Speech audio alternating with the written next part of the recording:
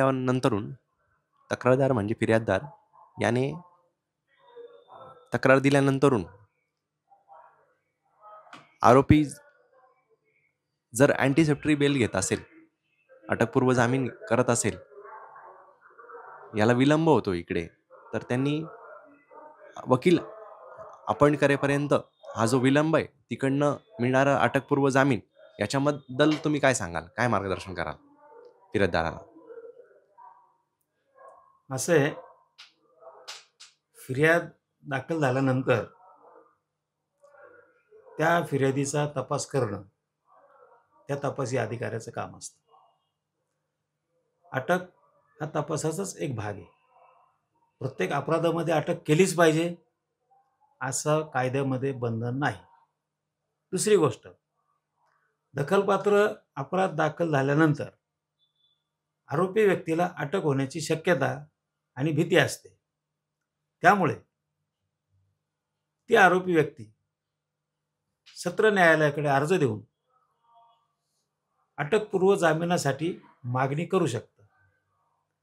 अशी मागणी करण्यात आल्यानंतर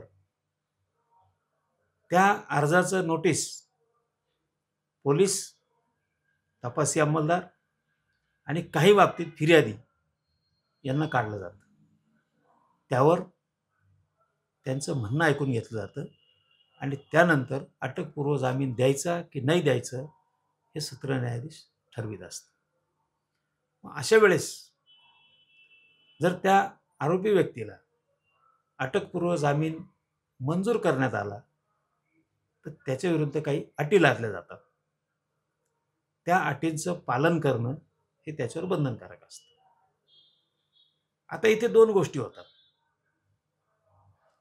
ज्या फिर्यादीला पीडा सहन करावी लागलेली आहे त्याला असं वाटतं की याला जामीन मिळू नये, कारण पुढे केस कधी चालेल, त्याला शिक्षा होईल का न होईल याच्याबद्दल कोणी निश्चित काही सांगू शकत नाही. त्यामुळे एक मानसिक समाधान त्या फिर्यादी व्यक्तीला असं मिळू शकतं की हा 8 दिवस मध्ये राहिला, 15 दिवस त्याला जामीनच मिळाला नाही, त्याला अटकपूर्व जामीन मिळताच कामा नये, अशी त्याची भावना असणं अत्यंत स्वाभाविक आहे, नैसर्गिक आहे आणि त्यात काही गैर नाही. एखादी व्यक्ती जर नागरिकाला त्रास देत असेल, त्याच्याविरुद्ध दखलपात्र अपराध दाखल झाला तर त्याला अटक होऊन त्याची काही दिवस कोठडीत रवानगी होणं ही काही चुकीची बाब नाही आहे. परंतु आरोपीचा आटापिटा याच्यासाठी असतो की माझ्या विरुद्ध मला अटक होऊच नये, यासाठी तो सत्र न्यायालय, उच्च न्यायालय, काही बाबतीत सर्वोच्च न्यायालयात सुद्धा तो धाव घेतो. मग अशा वेळेस त्या फिर्यादी व्यक्तीने काय करायचं? तर मी असं सांगेन, आरोपी विरुद्ध अपराध दाखल झाल्यानंतर त्याच्या तपासासाठी पोलीस तर प्रयत्न करतातच, त्यांचं ते कामच आहे, ते कर्तव्यच आहे. परंतु आरोपी व्यक्तीने जर अटकपूर्व जामिनासाठी सत्र न्यायालयात अर्ज दाखल केला, त्याची माहिती मिळवणं, त्याचं नोटीस आल्यानंतर वकिलांशी संपर्क साधणं, वकिलांना त्या बाबतीत संपूर्ण माहिती देऊन त्याचा अटकपूर्व जामीन कसा नामंजूर होईल यासाठी तयारी करणं, एवढं काम मात्र तो नक्की करू शकतो. अर्थात त्या व्यक्तीला पुरेसं पाठबळ असणंही तेवढंच गरजेचं आहे. तिथे पाठबळ काय असू शकतं? मग पैशाशिवाय कोणतीही गोष्ट जगात चालत नाही. फार थोडे वकील असे आहेत की जे सेवाभावी वृत्तीने काम करतात, परंतु ते काम करीत असताना व्यावहारिक जगामध्ये पैशाशिवाय काही होत नाही. आपण कितीही म्हटलं तसं होत नाही. आरोपी मास्टर माइंड असतात असं जनतेमध्ये चर्चा आहे. नाही. आरोपीकडे वकील लोक पण स्ट्रॉंग असतात अशी पण जनतेमध्ये चर्चा आहे. आणि तक्रारदार जो कोणी ज्याच्यावर हल्ला झालाय किंवा अचानक अन्याय झालाय, तो अन्याय झालेल्या माणसात सर्वसामान्य असतो. तो त्याची काही कुठे लिंक लागेबांधे नसतात, त्याची कोर्टात लागेबांधे नसतात, त्याचे पोलीस स्टेशनमध्ये लागेबांधे नसतात. आत्ता मात्र कंडिशन अशी बघायला मिळते, महाराष्ट्र राज्य असेल किंवा अनेक घटना असतील, त्या घटनांमध्ये असं बघायला मिळते की आरोपीचं लाईनअप खूप स्ट्रॉंग आहे. याला कसं, याच्यावरती काय बोलाल? दुर्दैवाने या गोष्टी आपल्याला मान्य कराव्या लागतील.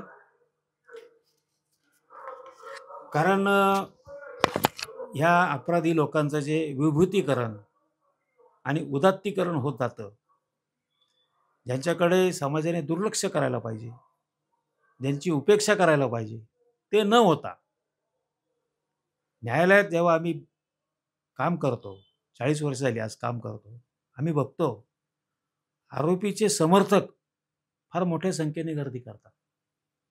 त्या मानाने फिर्यादी किंवा त्यांचे साक्षीदार यांच्याजवळ कोणी नसतं. त्यांच्याजवळ असतं सत्य आणि कायदा, आणि ते टिकवण्यासाठी, ते लावून धरण्यासाठी सरकारी वकील, प्रॉसिक्युशन ज्याला आपण म्हणतो, त्यांना अतोनात परिश्रम घ्यावे लागतात. परंतु बाहेर परिस्थिती अशी असते साहेब, बघवत नाही. गाड्या, माणसं, ताफे, पैसा, घोषणाबाजी, उधळण बघतो आपण दररोज या गोष्टी. आणि त्यात ज्या गोष्टी मीडियाने दाखवायला पाहिजे त्या न दाखवता आरोपी कसे सुटले, आरोपींनी सुटताना काय केलं, न्यायाधीशांनी काय केलं, आणि सरकारी वकिलांनी केस कशी चालवली, यावर चर्चा न होता पोलीस तपासामध्ये कशा त्रुटी होत्या, पोलीस तपास कसा चांगला झाला नाही, यावरती मात्र टीकास्त्र सोडलं जातं. अर्थात प्रत्येक केसमध्ये असं होतंच असं नाही आहे, परंतु गुन्हेगारांचं किंवा अपराधांचं उदात्तीकरण किंवा विभूतीकरण ही गोष्ट समाजासाठी हानिकारक आहे. आता आमच्याकडे सुद्धा असं दिसतंय न्यायालयाच्या आवारामध्ये आणि एकूणच वकिली व्यवसायामध्ये, आरोपी जर सुटला त्याचा उदो होतो, वकिलांचाही उदो होतो. हे काय चाललंय? आपण कोणत्या समाजात राहतोय? आज आता परिस्थिती बघतोय आपण.